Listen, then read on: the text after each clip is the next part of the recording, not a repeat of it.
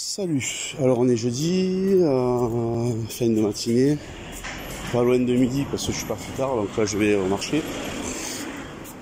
Alors,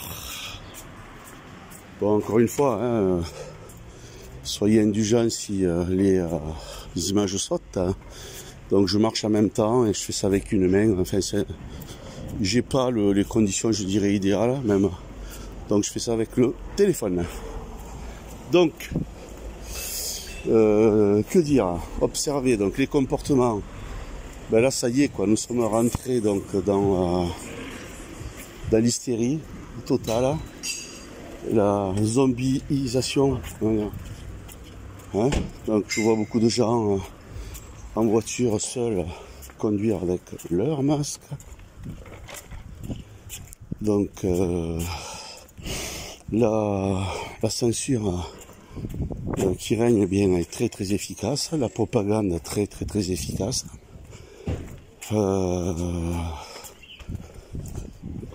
Difficile de rester, je dirais, garder son sang-froid, mais coûte que coûte, il le faut. Donc, restez courtois. Voilà.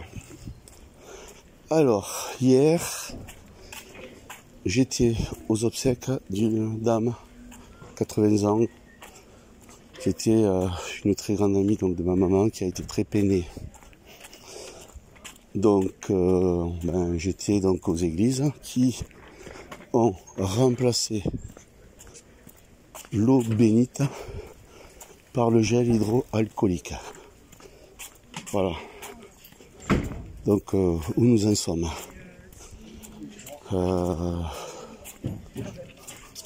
Peut-être que pour certains, c'est rien. Mais pour ceux qui comprennent, c'est énorme. Voilà. Je laisse à chacun de penser, de réfléchir par soi-même. De toute façon,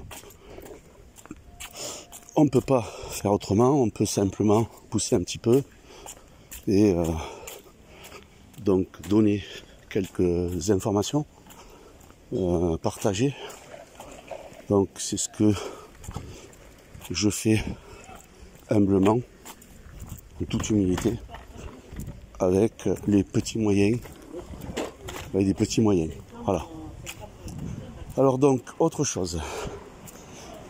Donc, ceci étant, moi avant je rentrais dans les églises, mais je n'ai pas pu commettre un blasphème en mettant donc en me bâillonnant donc en me masquant au niveau de l'église. Et de ce fait, donc, évidemment, je n'y suis pas rentré. Mais ça m'a permis de discuter avec un du personnel de la société, de la société donc de pompes funèbres. Et donc j'ai pu lui apporter donc quelques informations, notamment sur le masque. D'ailleurs, donc ça le gênait et on voyait que ça lui était de plus en plus pénible de le porter, mais il était obligé parce qu'il a son patron derrière, donc il exige. Voilà, on est rentré là-dedans. Donc, bienvenue dans un monde d'esclaves. On était déjà, mais encore davantage. Donc, je lui ai montré la vidéo de la pharmacienne espagnole qui a fait incuber donc les toiles, enfin les tissus donc des masques portés et pas portés. Donc bon, je vous invite à aller la regarder. Je peut-être mettre le lien sous cette vidéo pour que vous alliez la voir pour ceux qui l'ont pas vue. Mais elle a quand même pas mal tourné. Et je lui ai posé la question. Puisqu'il était donc dans les pompes funèbres depuis plusieurs années, travaillé. Et il m'a dit que, je lui ai demandé si au niveau des interventions, ils en avaient fait beaucoup. Il m'a dit qu'ils en avaient fait beaucoup moins que d'habitude pendant donc le confinement. Et qui m'a dit que dans les décès, il y avait eu 3 suspicions de Covid. Mais que suspicion. Donc cherchez l'erreur. Nous, la télé nous aurait donc menti.